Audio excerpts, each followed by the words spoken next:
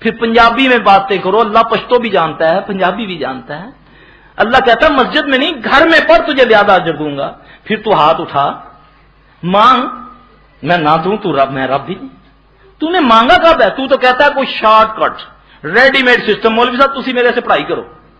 مولوی صاحب میں اپنی دھی دا رشتہ کیتا، استخارہ بھی کਢایا سی مولوی صاحب کو، اس کے باوجود پہلے دن تو سس نے مار مار کے میری دھی نو باہر کر دیتا۔ اس خانہ خراب کے بچے نے استخارہ کر کے، یہ کہاں ہے؟ استخارہ تو نبی صلی اللہ علیہ وسلم نے فرمایا جس کو کوئی حاجت ہے وہ کرے۔ میرا بھائی یہ خود سمجھو ذرا شریعت کو، پھر دیکھو تمہارے معاملات سیدھے کیسے ہوتے ہیں۔